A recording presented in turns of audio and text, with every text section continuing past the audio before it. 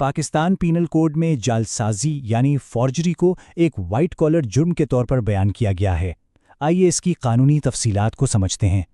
कानून की नज़र में जालसाजी का जुर्म दो ज़रूरी चीज़ों से मिलकर बनता है और ये दोनों चीज़ें एक साथ मौजूद होनी चाहिए।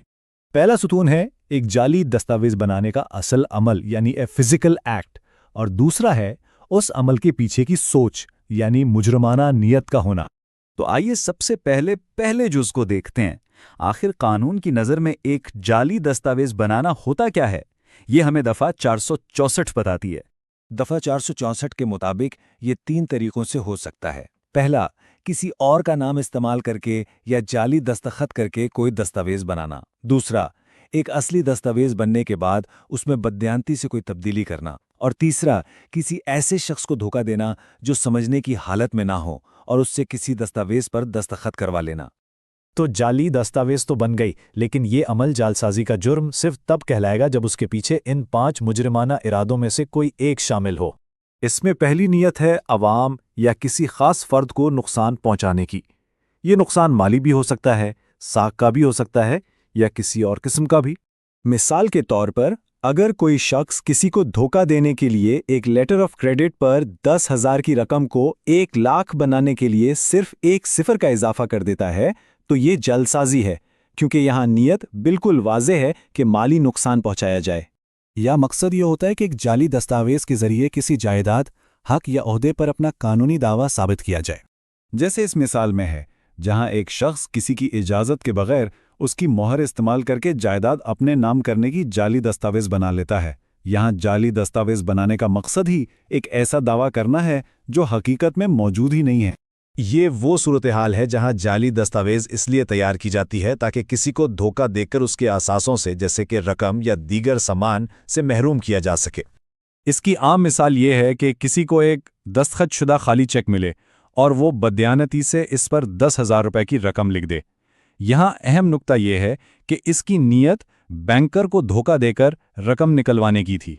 यहाँ मकसद किसी को धोखा देकर एक ऐसे कानूनी मुआहदे पर राजी करना होता है जो वो आम हालात में कभी ना करता। जैसा कि इस मिसाल में दिखाया गया है, एक जाली मालियाती दस्तावेज जैसे बिल ऑफ एक्सचेंज बनाया जाता है ताकि बैंक को धोखा देकर एक मुआहदे में शामिल किया जा सके, जैसे इस बिल को डिस्काउंट करवाना। और 5वीं नीयत है फ्रॉड करना। ये सबसे आम और वसी नीयत है। इसमें हर वो मंसूबा शामिल है जहां कोई जाली दस्तावेज गैर कानूनी फ़ायदा हासिल करने या किसी को नुकसान पहुंचाने के लिए इस्तेमाल की जाती है। अच्छा, इस मिसाल को देखें।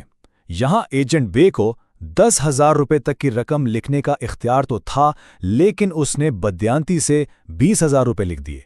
तो याद रखें कि अगर आपको कुछ इख्तियार दिया भी गया है, लेकिन आप बदयांती से उस इख्तियार से तजावुज़ करते हैं, तो ये भी जालसाजी ही कहलाएगा। अच्छा, तो हमने जुर्म के अमल और नीयत को तो समझ लिया। अब देखते हैं कि पाकिस्तान पेनल कोड इसके लिए सज़ाएं क्या मुकर्रर करता है।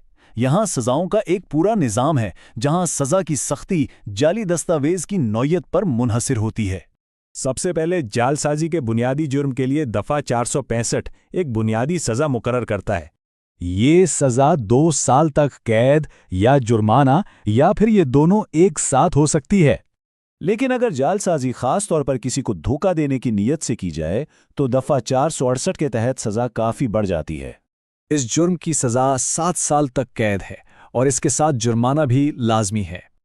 और सबसे संगीन किस्म की जालसाजी होती है बहुत अहम दस्तावेज़ात की, जैसे कि वसीयतनामे या कीमती सिक्योरिटीज़। इसके लिए दफ़ा 467 के तहत सबसे सख्त सज़ाएं हैं। उसकी सज़ा उम्र कैद तक हो सकती है या फिर 10 साल तक कैद, और साथ में जुर्माना भी लाजमी है। इसके अलावा पेनल कोड में जालसाजी से जुड़े दूसरे कामों के लिए भी सजाएं मौजूद हैं, जैसे दफ़ा 471 के तहत जानते बूझते जाली दस्तावेज का इस्तेमाल करना, या फिर दफ़ा 477 के तहत किसी क्लर्क या मुलाजिम का कंपनी के खातों में हेरफेर करना। इन जराइम की सजाएं भी काफ़ी सख्त हैं।